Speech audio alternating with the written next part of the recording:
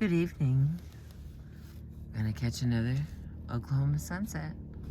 Thank you for being with me. I appreciate you. Chapter 14, JINGA at the Gates. This is from our book, The Warrior Queens. Rome, for empire, far renowned, tramples on 1,000 states. Soon her pride shall kiss the ground. Hark, the Gaul is at her gates. By William Cowper, titled Boadicea.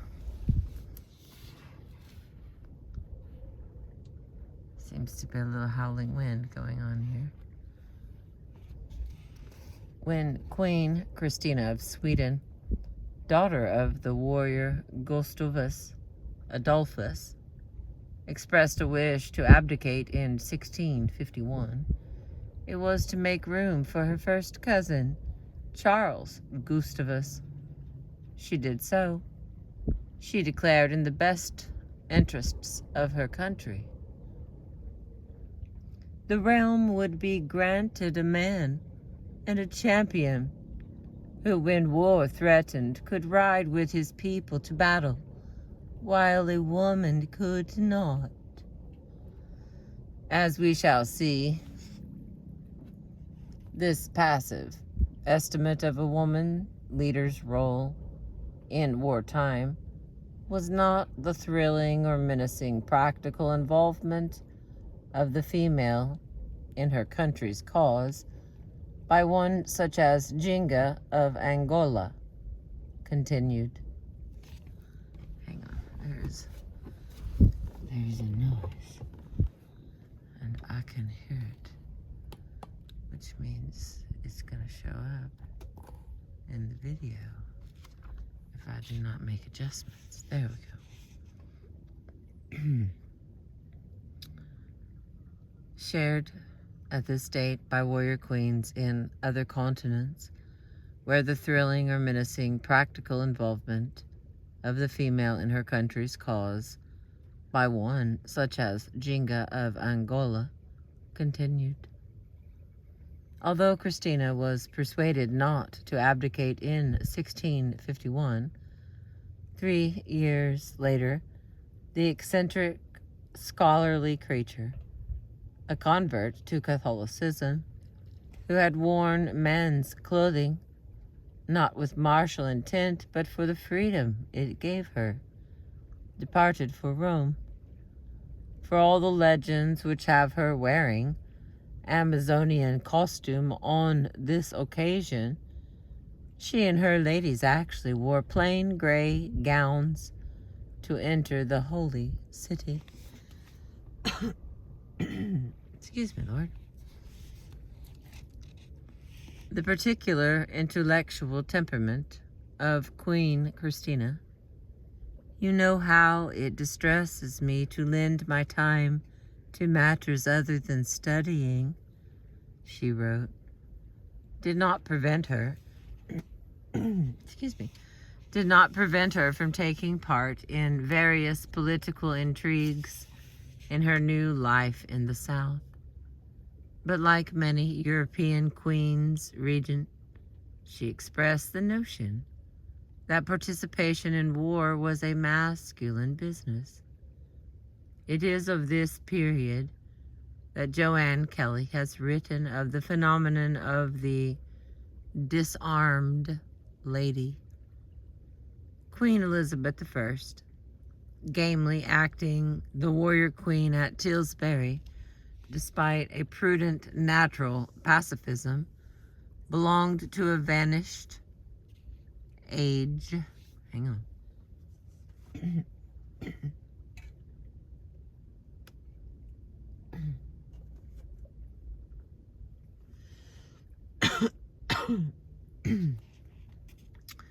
Oh, excuse me. 70 degrees. All right. Queen Elizabeth I, gamely acting the warrior queen at Tilbury, despite a prudent natural pacifism, belonged to a vanished age. Then there were still relics of feudalism in the national unconscious, a vague expectation that the chief must personally wave the sword.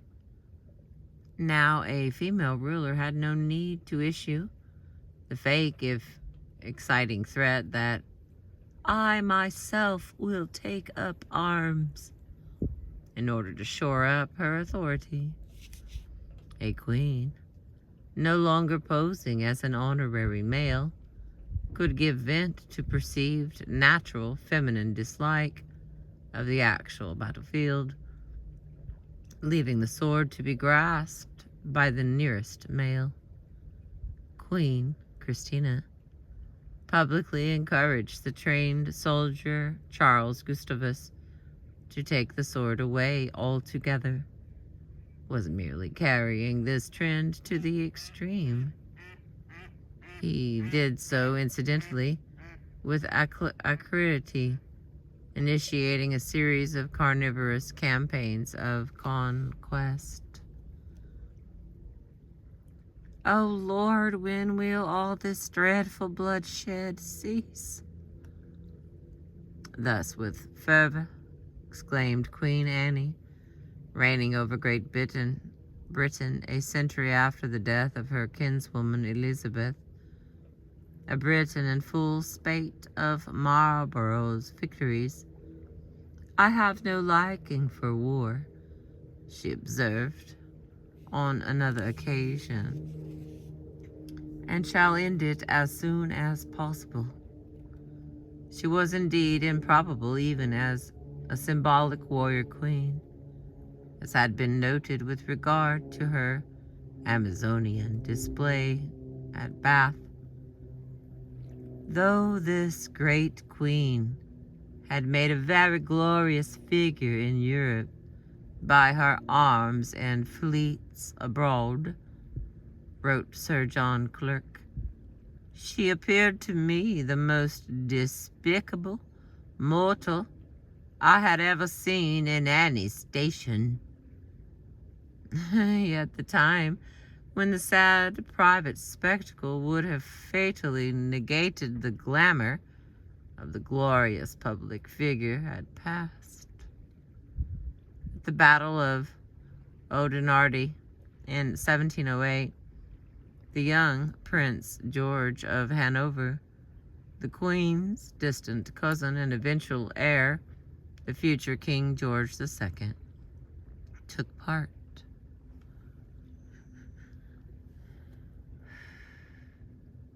His courage in fighting on when his horse was shot under him was celebrated by Swift. Full firmly he stood as become his high blood, which runs in his veins so blue. For this gallant young man, being a kin to Queen Anne, did as were she a man, she would do.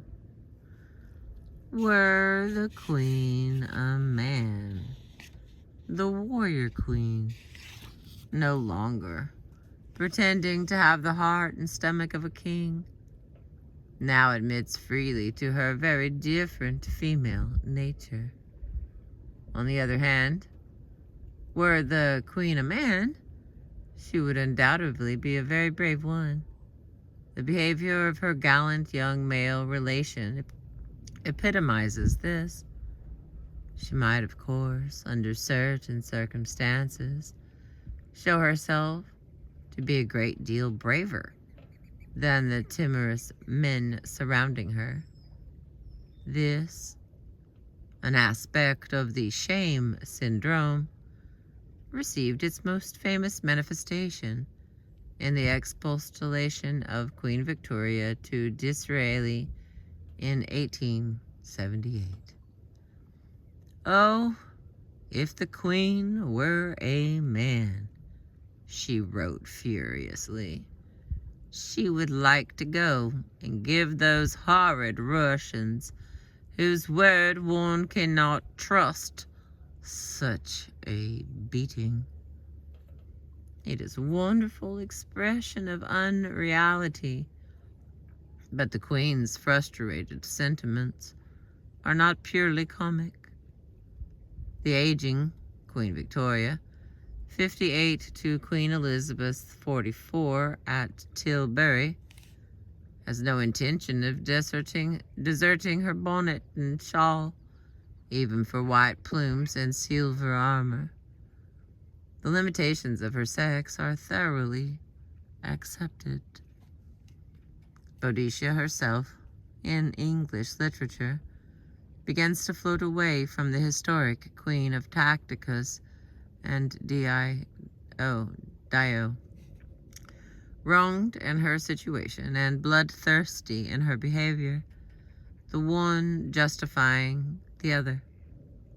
She enters some other idealized sphere of womanhood.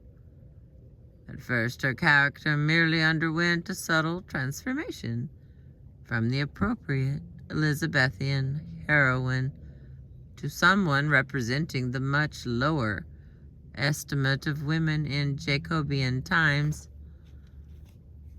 Women's worth, as Annie Bradstreet had it, have departed with our Queen.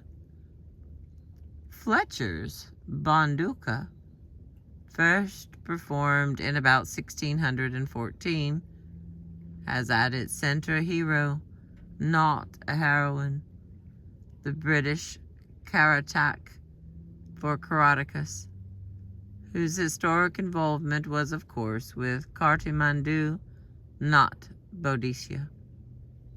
Even the goddess Andraste emerges here as a god, Andate, who inspires the British Queen proudly to roll her swarthy, iniquitous chariot wheels over the heaps of wounds and carcasses sailing through the sea of blood.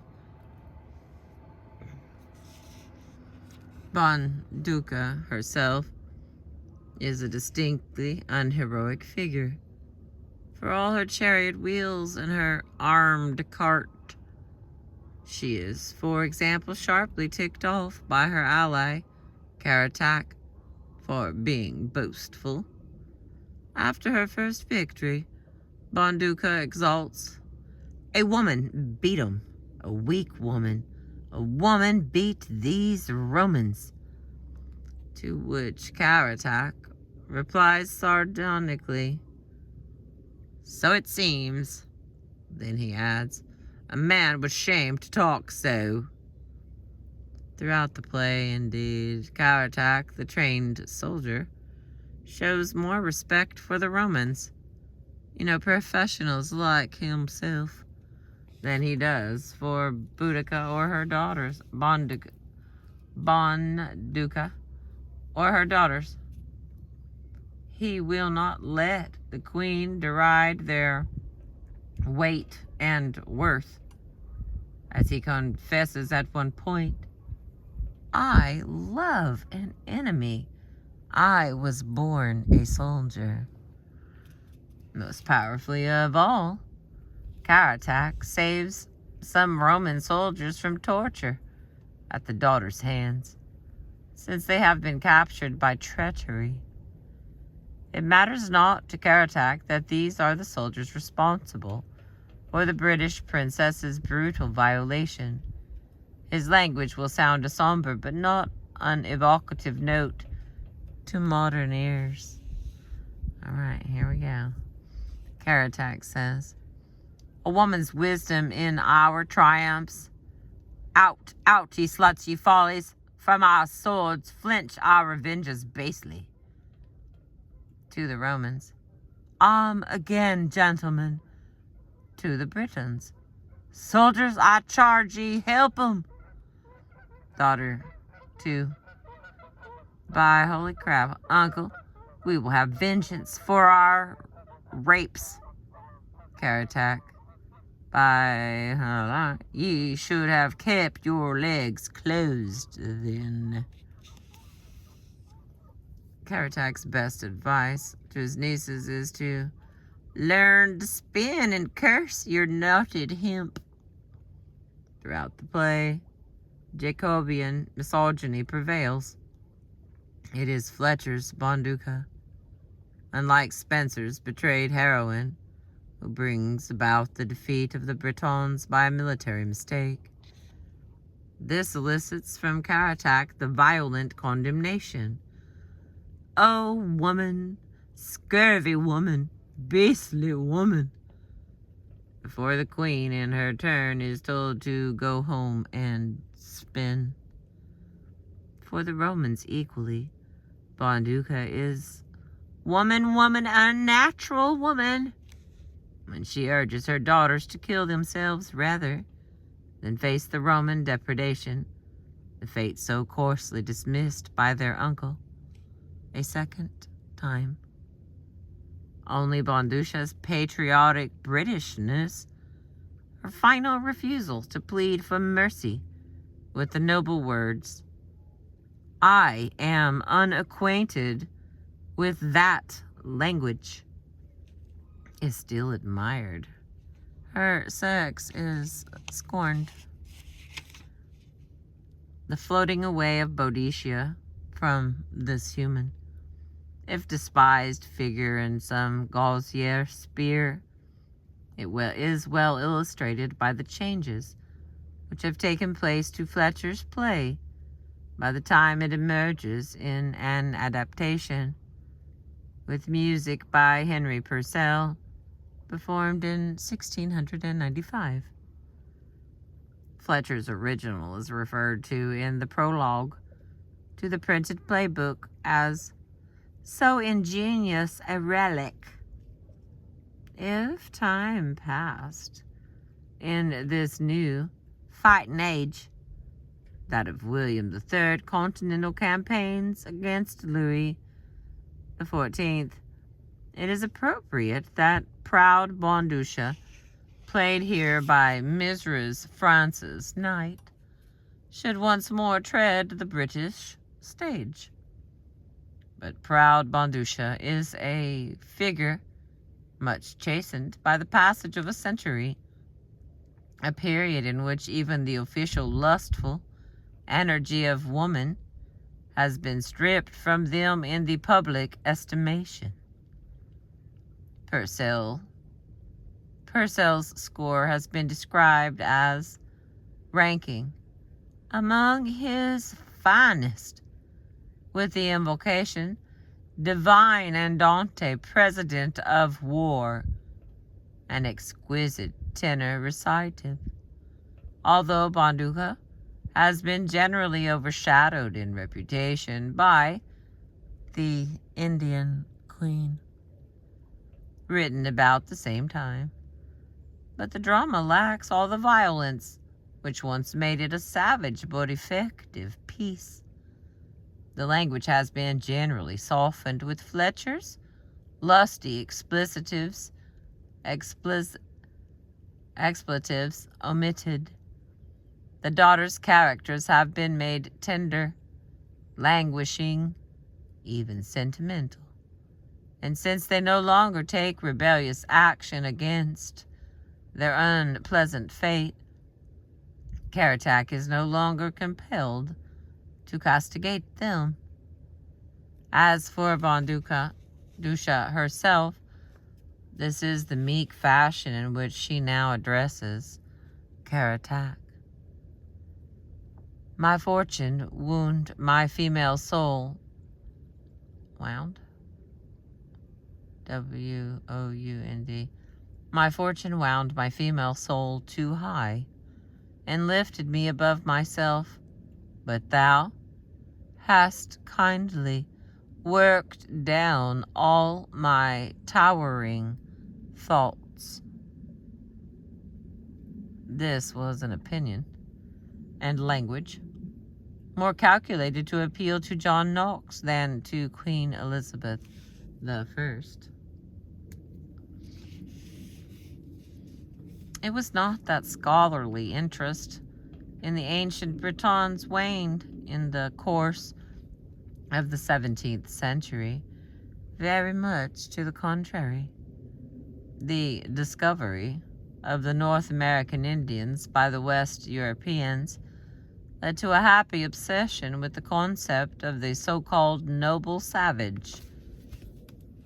In many cases, antiquarian accounts of the ancient Bretons borrowed characteristics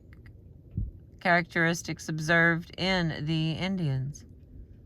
On her arrival in England as the wife of an Englishman, John Rolfe, in 1616, Pocahontas, daughter of the chief Powhatan, Powhatan, Powhatan, caused a sensation. Excuse me. Daughter of the chief Powhatan, caused a sensation as a member of the Sioux tribe, who were all about 6 feet tall, with the cleanest and most exact limbs in the world. But the nonpareil of Virginia, as she was known, had turned gracefully into the Lady Rebecca on her Christian baptism. Nor was Pocahontas in any sense a warrior queen. She was the biblical Ruth, not Judith, a well-treated Madame Butterfly, not a Boadicea. Originally, she had twice saved the life of an Englishman, John Smith, preferring his welfare to that of her own tribe. Peace, not war, had followed her marriage to Rolfe. Among antiquarians destined to feel interest in the ancient Bretons, another happy obsession, which emerged in the 17th century concerning the origins of Stonehenge, focused particular interest on Boadicea. As has been mentioned in Chapter 7, Edmund Bolton, in 1624, proposed Stonehenge as her missing tomb, where, according to Dio, she had been given that rich burial by her tribe. Thomas Heywood, in his exemplary Lives of 1640, followed suit.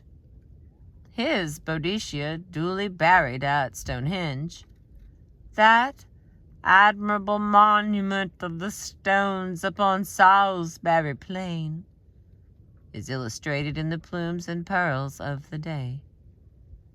A Caroline court lady, dressing up, one breast tastefully exposed in something which may have been designed to resemble the Amazon's chiton, but certainly does not.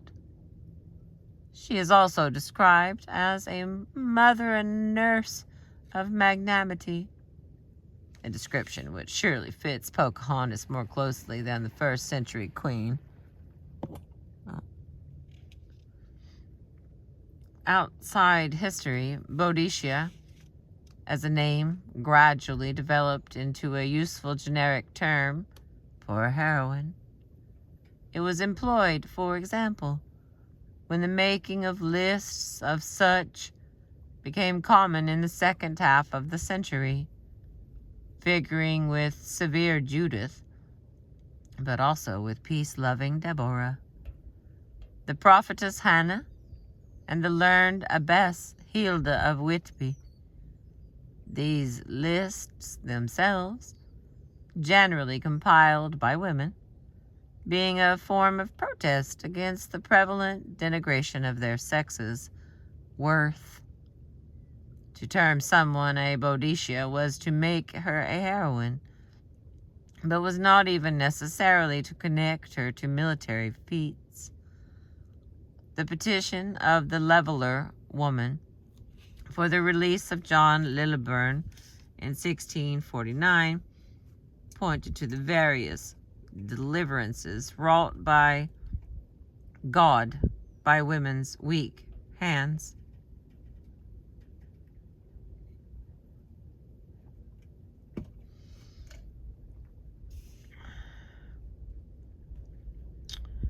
as Boadicea had helped the Bretons to defeat the Danes.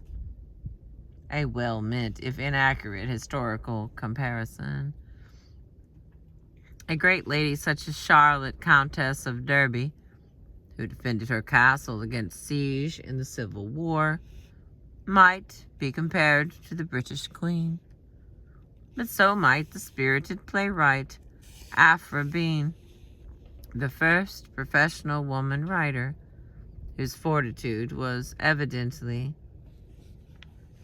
in another sphere than that of the battlefield. Historians and antiquarians similarly began to make of Boadicea more of a generic figure of patriotic intent than a rounded female character. Aylett Sams, in his Britannia Antiqua Illustra of 1676, relies heavily on Tacitus for his account of those insufferable insolences towards the royal women, which caused the British revolt. But he discounts the idea that Boadicia's death could have discouraged her people, and salutes her with a laudatory verse beneath her portrait. To war this queen doth with her daughters move. She for her wisdom followed, they for love. But they being ravished, made her understand 'tis hardly beauty to secure than land. Yet her example teaching them to die, virtue the room of honor did supply. This thrice happy princess is as stylized, no more real than Purcell's Bonduca. Her portrait, engraved by W. Fairthorne, shows her voluptuous rather than brawny. Here is the characteristic oval face, small curly mouth, dimpled chin, and long nose of the late Stuart beauty. Her long rippling hair has a tiny little crown set on top of it. The low-cut gown sets off her torque. In fact, a double-stranded necklace. On her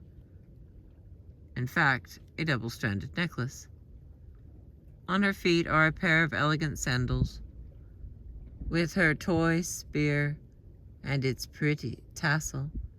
She, too, is a lady in fancy dress, but with the march of time she has become a professional actress rather than a court lady. One of the stately Marshall sisters, perhaps, who specialized in tragedy, playing Zempoalla, Dryden's tempestuous Indian queen who fell in love with Montezuma. Two courtly episodes illustrate this increasingly fancy dress aspect of Boadicea. In 1669, the Honorable Edward Howard printed an heroic poem dedicated to his aristocratic friends, including the poet Rochester, in order to elicit their comments. Rochester himself took advantage of this opportunity to designate the poem as incomparable, but also incomprehensible.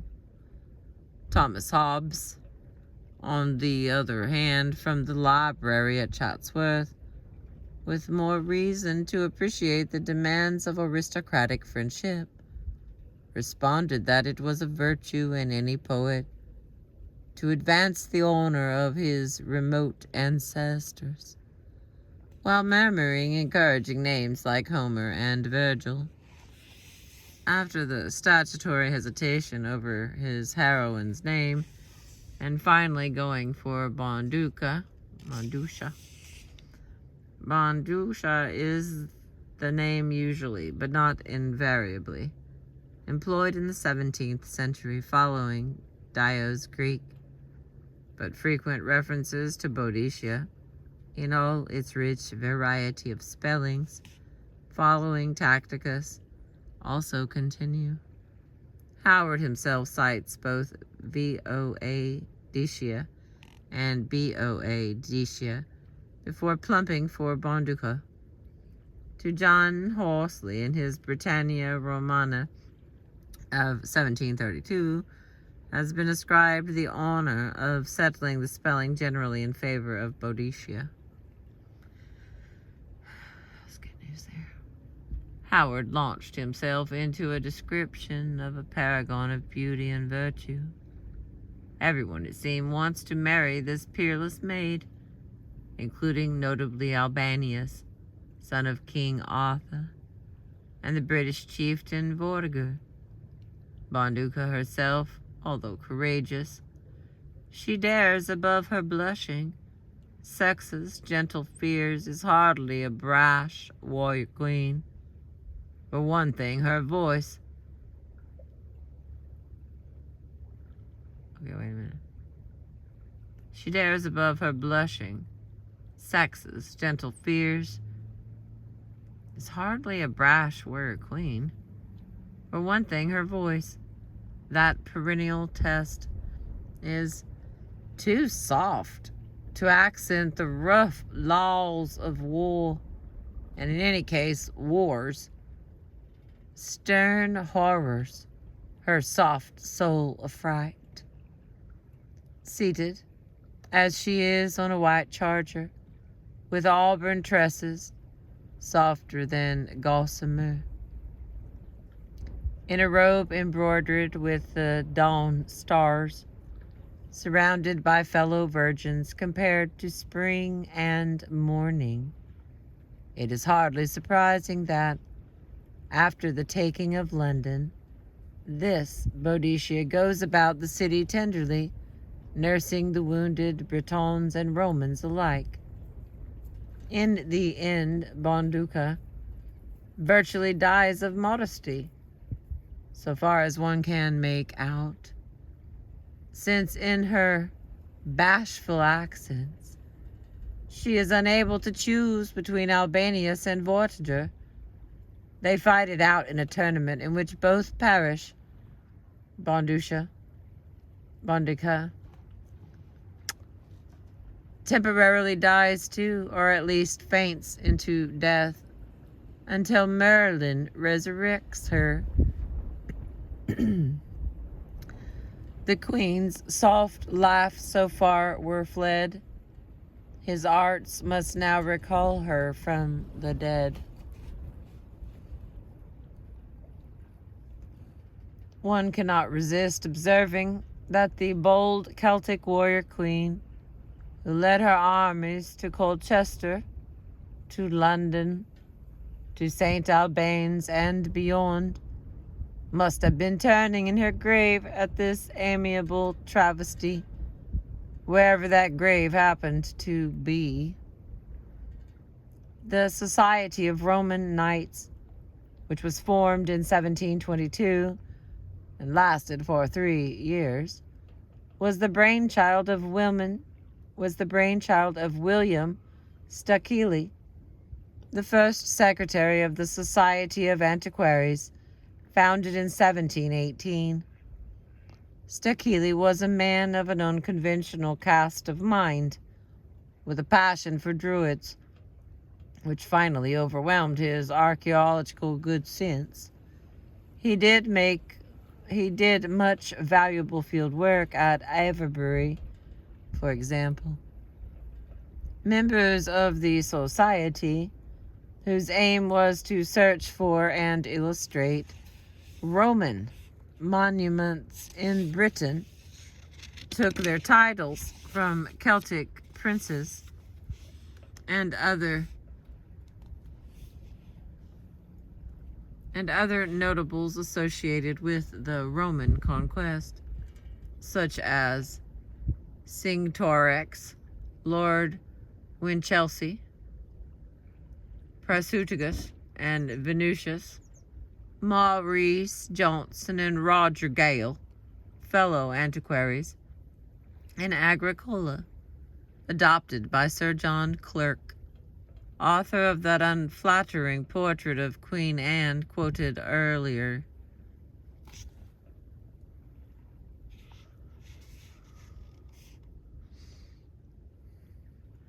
Stukely himself was Shindonax, then believed to be an authentic Druid name.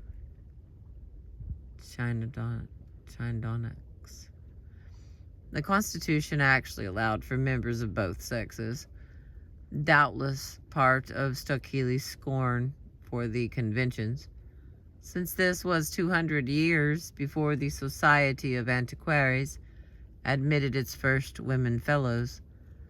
At some point, Stukely's wife, Frances, was admitted as Cartimandu, a development which, with members sticking closely to nomenclature in their frequent correspondence, led to laments like this from Cunobelius Samuel Gale. Having been informed since the arrival of Prasutagus of the never enough to be lamented miscarriage of the incomparable Cartimandu, a misfortune which not only myself but all Albion must be seriously touched with, since without doubt we have lost a second Chandanax, or at least another Boadicea. Boadicea herself was chosen by Frances Thynne, Countess of Hertford, later Duchess of Somerset. In one sense, it could be argued that this wealthy and well-born patroness of writers was an admirable incarnation of the British heroine. Lady Hertford, who would have been in her 20s at the time of her induction into the society, acted as Lady of the Bedchamber to Queen Caroline, both as Princess of Wales and Queen Consort. It was Lady Hertford who pleaded for Richard Savage, convicted of homicide, and secured his pardon. Other writers upon whom she looked with favor includes Watts, Shinestone, and James Thomson, author of Rule Britannia, who dedicated his Spring to her in another poem. Liberty, written later, featured Boadicea herself with her raging troops. Although once Thomson was admitted to her circle, according to naughty Horace Walpole, he took more pleasure in the aristocratic but unintellectual conversation of her husband than in her ladyship's poetical operations. In another sense, the character of Frances, Countess of Hertford, the philanthropic court lady and poet-taster, was about as far from the patriotic and partisan Celtic warrior queen as it would be possible to imagine. And equally inappropriate was that of Velida, Archdruidess of Kew, a reference to Tacticus, tower-dwelling prophetess, applied to the Dowager Princess Augusta, mother of George III, by William Stukely in 1753, when dedicating a book about Druids to her. The final accolade, far misplaced, use of the Boadician myth must, however, be reserved for William Cowper's in his eponymous Ode of 1780. Cowper's Boadicea begins apparently in fine historical fettle. Okay, here we go. When the British warrior queen bleeding from the Roman rods, sought with an indigent mien counsel of her country's gods. Sage beneath a spreading oak sat the druid, hoary chief.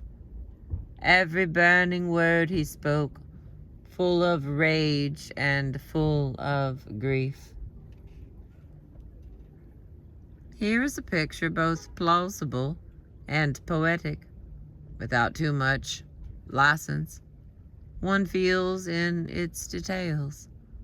It is only when one realizes that Cowper, no friend to the American patriots currently engaged in the War of Independence, is actually casting the Americans as the Romans, that the full extent of the transference emerges. For Cowper devoutly hoped for the triumph of the British forces, and he uses the story of Boadicea as a text on which to hang the British right to empire. Boadicea herself may be defeated, but the future belongs to Britain, not the Romans or the Americans.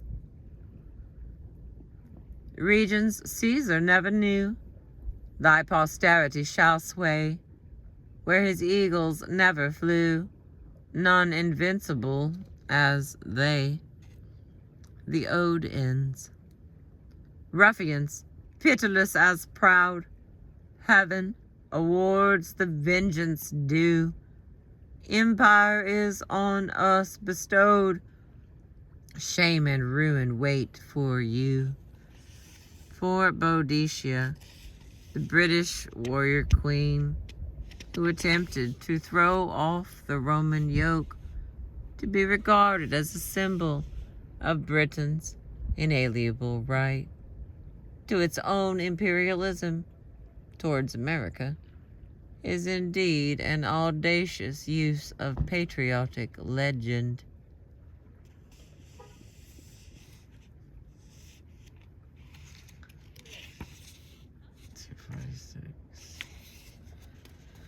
Alright, that leaves us 10 pages. Oh, we are almost out of battery, my loves. I'm gonna have to let you go. I can let it die on us and read us to death here. Thank you for being with me. I appreciate you. I'm gonna read until we die. You know, till the battery dies on my phone. Thank you again for being with me.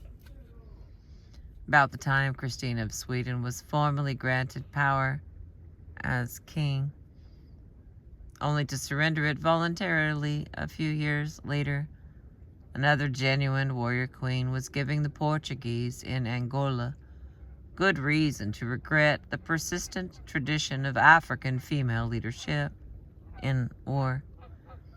An eccentric, intellectually inclined female, a woefully insipid princess, as Boadicea had become in certain literary works, these would certainly have provided riper targets for the 17th century Portuguese.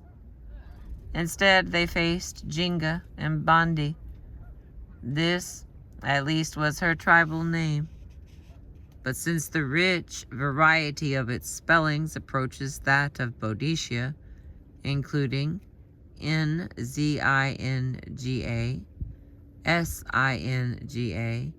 Singa, and Zhinga, she will here be described by the name invariably used by the Portuguese then, and dignified by widespread popular usage in the People's Republic of Angola today, Queen JINGA. Unlike Queen Elizabeth I, for example, with her private pacifism and her artificial creation of a warrior queen persona, Queen JINGA followed in the bold tradition of Boadicea, as she actually was, so far as we can tell, about the British leader. That is, the Angolan queen, described by a European with much truth as a cunning virago, led her people in war against the forces of an alien would-be occupying power, failing in the end to throw off their yoke. As a result, there is another parallel with Boadicea. JINGA's story, too, has survived down the centuries in its own immolated form to make her a patriotic heroine in her country today. The Queen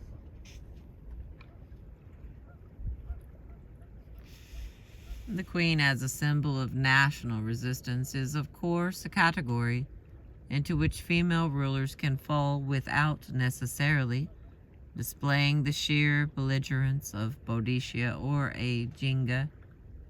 As we shall see, both Maria Theresa and Catherine the Great shared Elizabeth I's prudent love of peace, not war, a preference which in Europe and its environs was fast becoming the hallmark of an intelligent female leader, and one might argue has remained so ever since.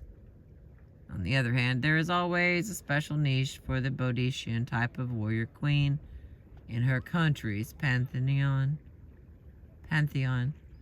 which does at least suggest a lingering connection in the popular consciousness to the ancient goddesses of war.